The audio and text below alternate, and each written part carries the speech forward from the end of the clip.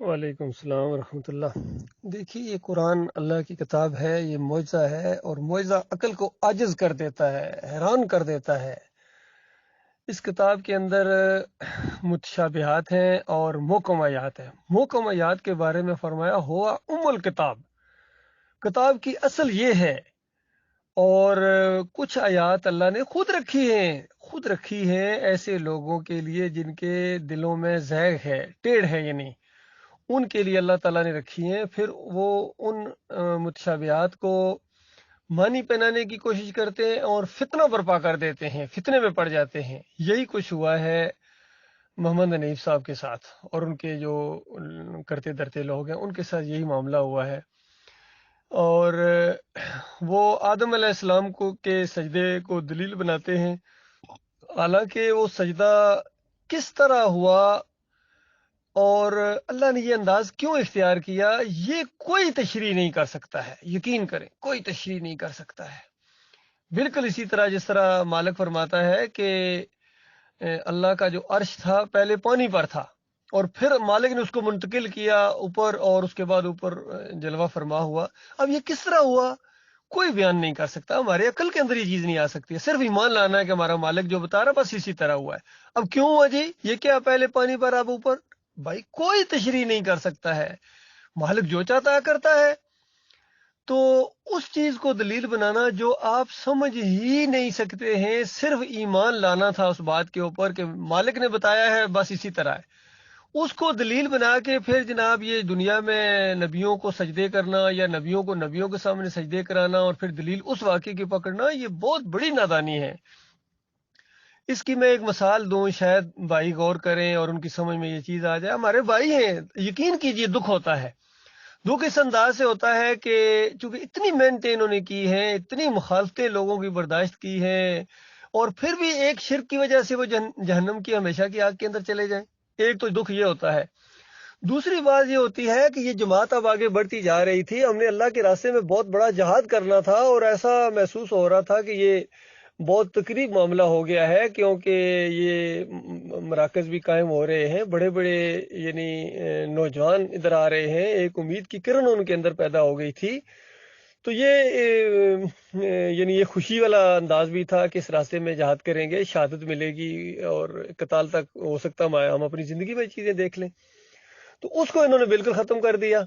یہ بالکل اسی طرح ان کے ساتھ معاملہ ہوا ہے، جب انہوں نے بزدلی دکھائی تو بنی اسرائیل کی طرح، جس طرح بنی اسرائیل نے جب کمزوری دکھائی تو اللہ تعالیٰ نے کہا کہ میں نے 40 سال تک یہ ملک ان کے اوپر حرام کر دیا ہے، اب ادھر بھٹکتے پھرتے رہیں گے۔ تو وہ 40 سال معاملہ ڈیلے ہو گیا۔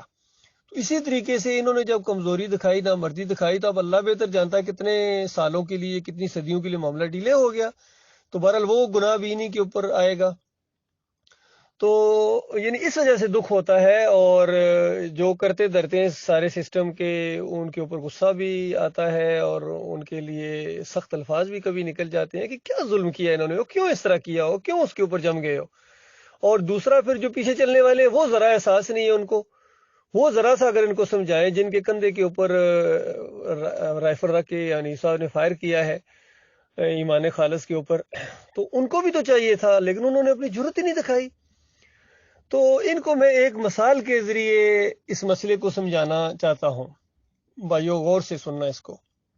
دیکھیے، جس طرح کوئی بندہ اپنا کوئی غلام خرید کے لائے، حالانکہ خریدنے والا بھی انسان ہے اور جس کو خریدا جا رہا وہ بھی انسان ہی ہے، دونوں کی جنس ہی ایک ہے۔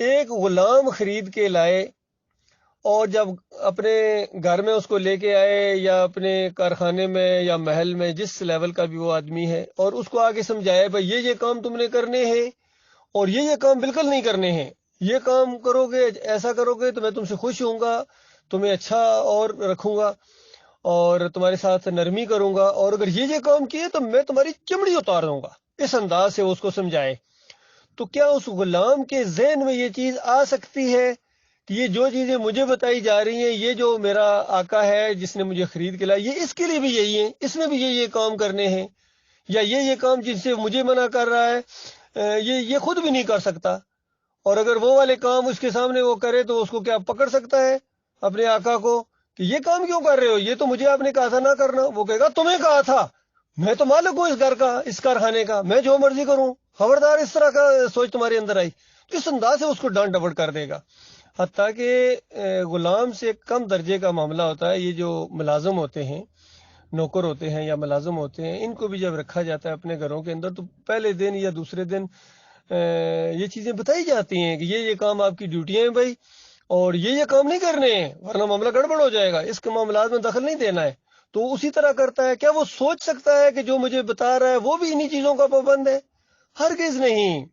تو بتائیے اللہ کے بندو، جو غلام سے بھی اوپر درجے کا معاملہ ہے جس کو عبد کہتے ہیں، کیونکہ ہم سارے اللہ کے عبد ہیں، اللہ کے بندے ہیں، اللہ نے ہمیں کہیں سے خریدا نہیں ہے، اللہ نے ہمیں بنایا ہے۔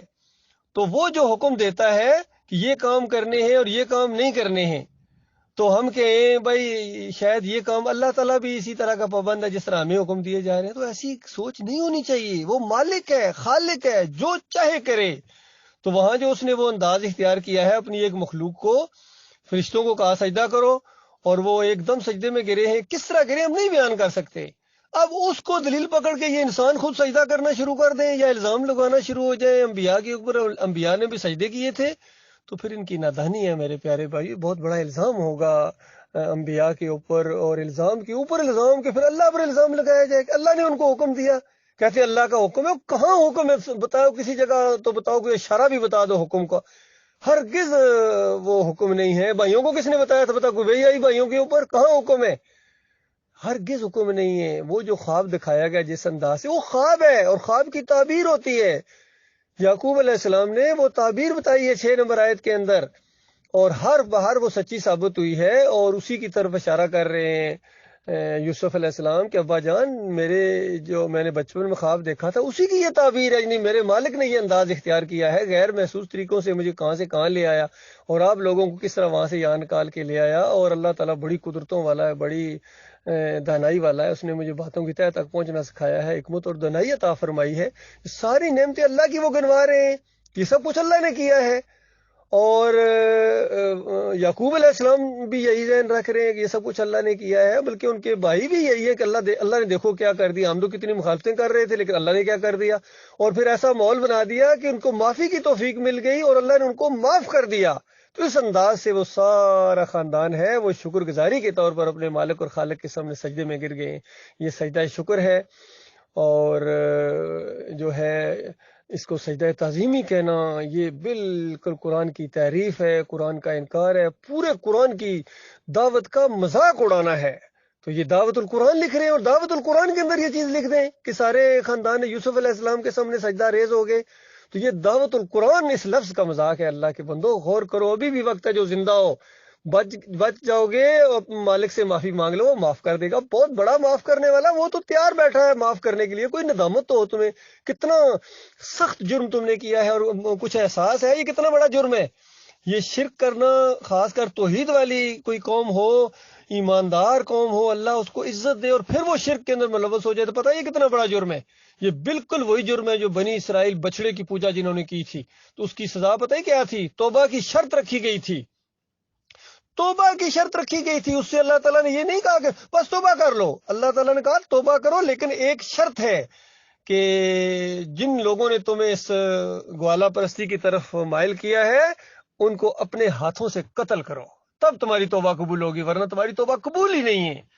تو اس انداز سے کہ جماعت والو، تمہاری توبہ یہی شرط ہے، یعنی گویا اس انداز سے کہ جب تک تم اس کو کافر قرار نہ دو، اس محمد حنیف کو اور سعید احمد کو، ان دونوں نے مل کے مارا ہے تمہیں، ان کو طاغوت قرار دو، اور اگر یہ توبہ کر لے تو ٹھیک ہے، اللہ ان کو بھی معاف کرنے کے لیے تیار ہے۔ اللہ تو اتنا مہربان ہے کہ اس نے فرعون تک کو کہا کہ فرعون، کیا تو پاکیزگی اختیار کرنا چاہتا ہے کہ بالکل پاک ہو جائے گا گناہوں سے اگر تو توبہ کر لے، اپنے مالک اور خالق کی طرف آ جائے؟ تو بالکل انہوں نے بھی وہی فرعونیت والا انداز اختیار کیا تھا کہ میرے پوچھے بغیر آپ نے ایمان اختیار کر لیا اور اس کو لوگوں میں پھیلانا شروع کر دیا۔ ارشد کرملائی کتنا بڑا مجرم ہے کہ اس نے میرے سے پوچھے بغیر، شورا کا بھی فیصلہ ہی نہیں ہوا اور اس نے اعلان کر دیا کہ سجدہ اللہ کو ہے، اور یوسف علیہ السلام کو سجدہ ماننا یہ عقیدے کی خرابی ہے۔ تو اس طرح انہوں نے تعدیبی کارروائی کی، اندازہ لگائیے، سخت تعدیبی کارروائی اپنی طرف سے۔ یہ بالکل وہی بات ہے جو فرعون نے کہا تھا، چھوڑو مجھے، میں موسیٰ کو قتل کر دوں۔ تو یہ وہی انداز ہے، اسی لیے میں نے شروع میں یہی بات کہی تھی کہ یہ فرعونی انداز ہے، یہ بڑا خوفناک انداز ہے۔ بڑا ظالمانہ انداز ہے، بہت بڑا ظلم ہے، بہت بڑی زیادتی ہے کہ ایک بندے کو انتشاری اور باغی کہنا۔ بتاؤ کیا میں نے جرم کیا؟ بتاؤ میرے پیارے بھائیو، سوچو، اکیلے اکیلے سوچو، کبھی آپس میں دو دو تین تین بیٹھو تو آپس میں دیکھو ارشد کرملائی کا کیا جرم ہے۔ وہ یہ کہتا ہے سجدہ اللہ کو ہوا ہے، اور قرآن کے دلائل دیتا ہے، اور اس جماعت کے جو بنانے والے تھے ڈاکٹر مسعود الدین عثمانی رحمۃ اللہ علیہ، ان کا فتویٰ موجود ہے۔ انہوں نے کہا ہے کہ دیکھو جن کا ایمان خراب ہوتا ہے، جن کا ایمان خراب ہوتا ہے، انہوں نے یہ نہیں کہا جن کا موقف صحیح نہیں ہے یا جن کی وہ تشریح صحیح نہیں ہے، جن کا ایمان خراب ہوتا ہے وہ اس طرح تشریح کرتے ہیں کہ یوسف علیہ السلام کو سجدہ ہوا، کیونکہ اپنے مریدوں سے پجوانا چاہتے ہیں اپنے آپ کو۔ یہ بھی وجہ بھی بتا دی۔ اللہ کے بندو، صرف ایک بیان نہیں ہے۔ اس کے بعد ڈاکٹر صاحب نے مولویوں سے بحثیں کی، اور مولویوں نے جب پھر تھوڑا بہت یوسف علیہ السلام کی طرف سجدے کا رخ کرنے کی کوشش کی اور کہا کہ نہیں حضرت نہیں، یہ کیا کہہ رہے ہو، ہرگز نہیں، یہ جو ہے یہ ایسی بات نہیں ہے، بلکہ یہ سجدہ اللہ کو ہوا ہے، لہو کی ضمیر اللہ کے لیے، اللہ کے لیے ہے۔ تو اس انداز سے انہوں نے بتایا، بحثیں کرتے رہے ہیں۔ تو غور کرو اس بات کے اوپر میرے بھائیوں، اور یہ بھی ذرا تصور کرو، جس طرح بریلویوں کو اگر کبھی کبھی ہم کہہ دیتے ہیں کہ آج بھی اگر نبی علیہ السلام آ جائیں تو وہ تو تمہیں کافر مشرک سمجھیں گے جو کہ تمہاری حرکتیں ہیں، تو بتاؤ تم ان کے ساتھ کیا سلوک کرو گے۔ تو اسی طرح ہم کہتے ہیں اگر آج ڈاکٹر عثمانی رحمۃ اللہ علیہ آ جائیں تو بتاؤ کیا ہوگا۔ اتنی بات سوچ لو، کیا وہ تمہارے کہنے سے وہ مان جائیں گے؟ وہ کہیں گے نہیں حضرت نہیں، ہرگز نہیں، وَخَرُّوا لَهُ سُجَّدًا، وہی الفاظ وہ بولیں گے اسی انداز سے، اسی لہجے کے اندر، بلکہ اور سختی کریں گے، کیونکہ وہ تو بہت زیادہ ایمان عقیدے کی بات کو سمجھ رکھتے تھے، اور بہت ہی زیادہ انہوں نے توحید کا بیان کیا ہے، توحید کو وہ سمجھ گئے تھے، شرک کو وہ پہچان گئے تھے، طاغوت کو انہوں نے آڑے ہاتھوں لیا تھا۔ تو اس کے بعد کیا ہوگا بتائیے؟ یا تو حنیف صاحب مان جائیں گے اگر ان کے اندر ذرا بھی کوئی انسانیت یا اس چیز کی رمق ہوئی تو، یا پھر مقابلہ کریں گے۔ تو آپ غور کرو، کہاں کھڑے ہو، کہاں لے گیا آپ کو یہ؟ پیچھے ابلیس ہے، ڈوریاں اس کے پاس ہے، ہینڈلر وہ ہے، اس نے پہلے بھی وار کیا تھا محمد حنیف صاحب کے اوپر، کیا تھا یا نہیں کیا تھا؟ گواہی دو اس بات کی کہ ماڑی کی مسجد کے اندر انہوں نے توبہ کی تھی یا نہیں کی تھی، اور کہا تھا کہ اگر میری بات مان لی جاتی تو جماعت کی بنیاد کے اوپر چوٹ پڑتی، تو اس وقت چوٹ پڑتی۔ تو اب پھر حنیف صاحب کی بات مان کے کیا آپ لوگوں نے جماعت کی بنیاد کے اوپر نہیں چوٹ ماری ہے؟ اس کی بنیاد اکھیڑ دیا آپ نے۔ بنیاد تھی ایمان خالص، توحید، رد شرک، کفر بالطاغوت۔ کفر بالطاغوت کی بجائے طاغوت کو اپنا امیر مانتے ہو، تو کیسے بچو گے؟ تمہاری جان کیسے بچے گی؟ ہرگز نہیں بچ سکتی ہے، مرنے کے ساتھ وہ آگ لگنے والی ہے تم لوگوں کو، جو بجائے نہ بجھے گی، اور کتنا سخت تمہیں تکلیف ہوگی، کیونکہ تمہارے اندر صرف اتنی بات، خود بھی سجدہ کسی کو نہیں کیا، صرف ایک خیالات کے اندر آپ کے وہ شرک ہے کہ وہ ایک معاملہ ہوا ہوگا اور اللہ خوش ہو گیا، اس کے اوپر سجدہ کروا کے اللہ خوش ہو گیا۔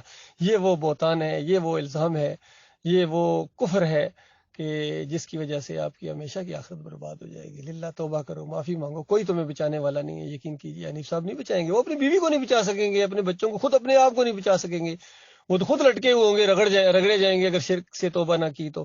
اس وقت جب ان کو لٹکا ہوا دیکھو گے تو پھر تمہارے اوپر کیا گزرے گی؟ قاری خلیل الرحمان صاحب، عتیق الرحمان صاحب، چودھری اشرف صاحب، اور عبد الجبار صاحب، منور سلطان صاحب، رفعت نواب صاحب، اس وقت تمہارے اوپر کیا گزرے گی جب محمد حنیف کو الٹا لٹکے ہوئے دیکھو گے، سعید احمد کو الٹا لٹکے ہوئے دیکھو گے؟ تم کچھ بھی نہیں کر پاؤ گے سوائے اس کے کہ لنتے بھیجو گے ایک دوسرے کے اوپر۔ لہٰذا آج اگر صحیح معنوں میں آپ کے دل میں ان کی کوئی عزت اور احترام ہے یا ان کے ساتھ دوستی ہے تمہاری کچھ، تو ان کو سمجھاؤ۔ نبی علیہ السلام نے فرمایا اپنے بھائی کو یعنی ظلم سے باز رکھنا یہ اس کی مدد ہے، تو اس کو باز رکھو، اسے منع کرو کہ آپ کی وجہ سے پوری جماعت جہنم کے آگ کے اندر چلی جائے گی۔ ہمیں تو اللہ نے بچا لیا، یقین کیجیے، ہمارے کوئی اپنی وہ نہیں ہے کہ ہم بڑے وہ تھے، نہ، ہمارے مالک نے ہمیں بچایا ہے، اور اس انداز سے دلائل پر دلائل آتے چلے جا رہے ہیں۔ ہمارا ایمان تو ہر روز اس معاملے میں بڑھتا چلا جا رہا ہے، اور جس وجہ سے آپ کو شیطان نے ورگلایا ہے وہ چیزیں بھی محسوس ہو رہی ہیں، تو ہم سے یہ امید کیسے رکھتے ہو کہ ہم تمہاری وجہ سے جہنم کی آگ کے اندر خود جان بوجھ کے چھلانگ لگا دیں گے؟ کبھی نہیں لگائیں گے۔ ہمارا مالک ہمیں قائم رکھے گا، اسی نے قائم رکھا ہوا ہے۔ تو للہ واپس آ جاؤ، اور جماعت کو پھر اسی طریقے سے آگے بڑھاؤ، اور خاص کی جو باغیوں کے گروہ ہیں جن کا بھی ذکر کیا ہمارے معراج الدین صاحب نے، ان کے لیے بھی کھلی دعوت ہے کہ تم لوگوں نے بھی معاملہ تھوڑا ٹیڑھا کرنے کی کوشش کی ہے، تمہاری کامیابی نہیں ہے، تم آگے نہیں چل سکو گے، کیونکہ پٹڑی جب بے شک تھوڑی بدلی ہوئی ہے ابھی آپ کی، محمد حنیف نے یو ٹرن لے لیا ایمان عقیدے سے پھر کے شرک کی طرف آ گئے، لیکن آپ لوگوں نے تھوڑا سا راستہ بدلی کیا ہے، تھوڑا سا اس کو ابھی بہت معمولی ہے چونکہ ساتھ ساتھ جا رہی ہے پٹڑی، لیکن آگے جا کے آپ نہیں چل سکیں گے کبھی بھی۔ تو جو آپ کے اندر یہ خرابیاں آ گئی ہیں، چاہے یہ یعقوب علی کے اندر معاملہ ہو، کہ وہ جس طریقے سے وہ اس چیز کو لیتے ہیں کہ یہ معجزہ ہو ہی نہیں سکتا. کیوں نہیں معجزہ ہو سکتا ہے؟ جب نبی علیہ السلام لکھنا پڑھنا نہیں جانتے ہیں، روایتوں میں آ گیا کہ خود لکھ دیا، خود مٹا کے خود لکھ دیا، تو بتاؤ اسی کو تو کہتے ہیں پھر معجزہ ہے. ڈاکٹر صاحب یہ نہیں کہا کہ میں کہتا ہوں یہ معجزہ ہے. ڈاکٹر صاحب کہتے ہیں اگر کوئی اس طرح تشریح کرتا ہے تو پھر وہ معجزہ ہے، یعنی یہ معجزانہ پھر بات ہے، یعنی ایسا بندہ بھی صحیح العقیدہ ہے. اور یہ جو اختر بیگ لوگ مومنوں کے اوپر کفر و شرک کے فتوے لگاتے ہیں، یہ بھی بہت ہی بڑا گناہ ہے. اس سے بھی توبہ طائب ہو جاؤ، پیچھے ہٹو. اور فیاض محمود باجوہ صاحب بھی جس انداز سے انہوں نے یہ بات کہی ہے، اور عبید الرحمان نے کہی ہے کہ ہم یہ سوالات اپنے سر نہیں لیتے ہیں، تو کیوں پیچھے ہٹے ہو؟ کیوں سر نہیں لیتے ہو؟ آپ تو اس کا مطلب آپ کو یقین نہیں ہے، آپ کے اندر وہ جرت نہیں ہے کہ ان کافروں مشرکوں مسلک پرستوں کی آنکھوں میں آنکھیں ڈال کر کے بات کرو. ان کی آنکھوں میں آنکھیں ڈال کے بات کرنی ہے. ذرا برابر ہمیں شرمندگی نہیں ہے. ہم تو فخر محسوس کرتے ہیں کہ ڈاکٹر صاحب نے جس انداز سے سوال جواب دیے ہیں بالکل پرفیکٹ دیے ہیں، آنکھوں میں آنکھیں ڈال کے دیے ہیں. اسی انداز سے ہم بھی جواب دیں گے انشاءاللہ.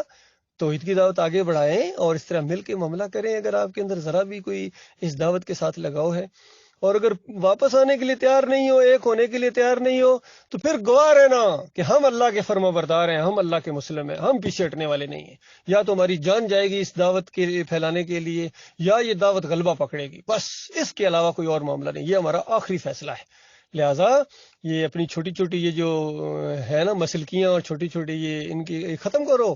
یہ دستبردار ہو جاؤ، بالکل ختم کرو اس اپنی عمارت کو. یہ جو یعقوب علی کی عمارت یہ غیر شرعی ہے، دائیوں کی غیر شرعی ہے، اور عبید الرحمان کی غیر شرعی ہیں بالکل. یہ قرآن کے مطابق نہیں ہے. یہ ان کی باغیانہ انداز ہے، باغیانہ سوچ ہے، اور بغاوت کوئی معمولی جرم نہیں ہے. نبی علیہ السلام نے فرمایا بالشت برابر بھی جو جماعت سے ہٹ کے مرے گا، بالشت برابر. آپ تو ہزاروں میل دور ہو گئے، آپ تو مہاجرائی پر اتر آئے. بالشت برابر بھی جو پیچھے ہٹا وہ جاہلیت کی موت مرے گا.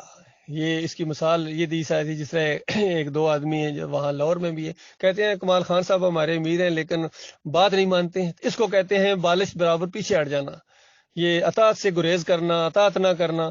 امیر اسی کو ماننا پھر وہ اطاعت نہ کرنا، یہ ہوتا ہے اس جماعت کے نظم سے پیچھے ہٹ جانا. اس کی اجازت نہیں دیتا اسلام. بھائی اسلام بڑا مضبوط نظام ہے، اور اسلامی ریاست ہو تو ایسی سوچ رکھنے والے، ایسے انداز اختیار کرنے والوں کو بھی کڑی سے کڑی سزا دی جاتی ہے. اللہ تعالیٰ غور و فکر کرنے کی توفیق عطا فرمائے.